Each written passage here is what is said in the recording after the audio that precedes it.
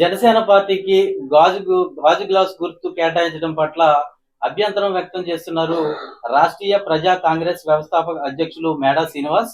అయితే దీనికి సంబంధించి ఈ ఏదైతే గాజు గ్లాసు అంశం ఉందో ఆయన ఎందుకు అభ్యంతరాలు వ్యక్తం చేస్తున్నారో మనం ప్రస్తుతం తెలుసుకుందాం.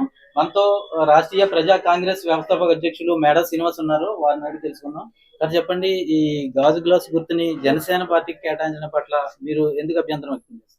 నేను కేంద్ర ఎన్నికల సంఘాన్ని నిబంధనల మేరకు ఆ గుర్తు ఫ్రీ సింబల్స్ లో ఉంది. ఆ ఫ్రీ సింబల్ ప్రకారం నేను అప్లై చేశాను. నేను అప్లై చేస్తే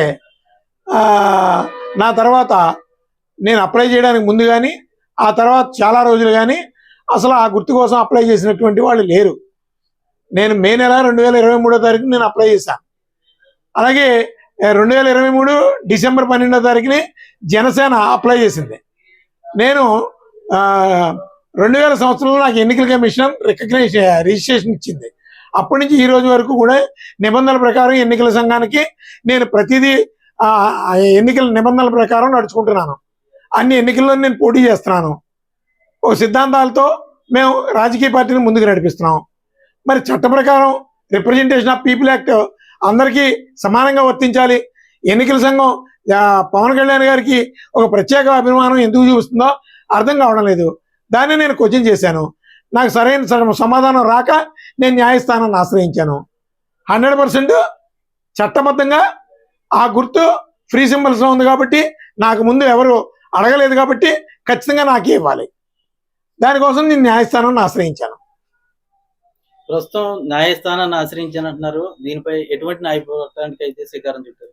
ఇప్పుడు నా దగ్గర ఉన్నటువంటి లీగల్ మెటీరియల్ని నేను న్యాయస్థానానికి చూపించాను. న్యాయస్థానం వారు విచారణకు పిలిచారు. అలాగే 8వ తారీఖుని అడ్మిషన్కి వచ్చింది. అలాగే 13వ తారీఖుని విచారణకు వచ్చింది. అలాగే వాళ్ళ ఎలక్షన్ కమిషన్ గారి వారిని కౌంటర్ వేయమన్నారు. ఆ కౌంటర్ వేశారు. ఆ కౌంటర్లో అన్ని అబద్ధాలే. ఎందుకంటే ఏ భారతదేశంలో ఏ ప్రభుత్వ కార్యాలయం అయినా సరే 10:30కి తీస్తారు. 10 గంటలు తీసిన 9:40 ఎన్నికల సంఘం వారు పవన్ కళ్యాణ్ గారి రిప్రజెంటేషన్ తీసుకున్నారు గుర్తు కోసం. ఇది ఎక్కడా జరిగే పని కాదు. ఎందుకంటే జీవో వాళ్ళకు ఉన్నటువంటి జీవోనాంశ ప్రకారం 10 గంటలకి 10:30కి ఆఫీసులు తీస్తారు. మరి 9:30కి మీరు ఎలా తీసుకున్నారు? అదే రోజు 12వ తారీఖుని అదే రోజు ఇంకా 4-5 పార్టీలు రిప్రజెంటేషన్స్ ఇచ్చున్నాయి. ఆ పార్టీలకు చెందినటువంటి రిప్రజెంటేషన్స్ని మీరు ఎందుకు ఎలా చేయలేదు? మీరు పరిగణలోకి తీసుకోలేదు. అలాగే మేము ఎన్నికల సంఘం వారికి మా రిప్లై కూడా దాఖలు చేసాం. 9:40 అనేది ఎన్నికల సంఘం వారు చెప్తున్నటువంటి అబద్ధం. పవన్ కళ్యాణ్ గారికి తో ఒక ప్రత్యేకమైనటువంటి అభిమానంతో ఎన్నికల సంఘం వారు ఫేవర్ చేస్తున్నారు. అలాగే నిబంధనల ప్రకారం ఫామ్ 10B అప్లై చేయాలి. ఆ 10B ప్రకారం ఖచ్చితంగా ప్రతిదీ కూడా ఒక నిబంధనలకు అనుగుణంగా ఫిలప్ చేయాలి. అసలు జనసేన వారి 10B అనేది పచ్చి అబద్ధం. అందులో అన్ని అబద్ధాలే. పొంతన లేకుండా ఇన్కంప్లీటెడ్గా ఫిలప్ చేశారు. ఆ ఇన్కంప్లీటెడ్ 10B ఫామ్ని ఎలక్షన్ కమిషన్ తీసేసుకుంది. తీసుకుని వాళ్ళకి సింబల్ అలాట్మెంట్ చేసేసింది. ఇవన్నీ కూడా నమ్మడానికే నమ్మశక్యంగా లేవు. మొట్టమొదటి జనసేన వాళ్ళు దాఖలు చేసినటువంటి అప్లికేషనే 100 తప్పులు ఉన్నాయి. ముందు ఆ తప్పుల్ని స్క్రూటినీ చేయలేదు. అలాగే మేము ఎన్నికల సంఘం వారిని కూడా మేము మా రిప్లైలో న్యాయస్థానం ద్వారా అడుగుతున్నాం.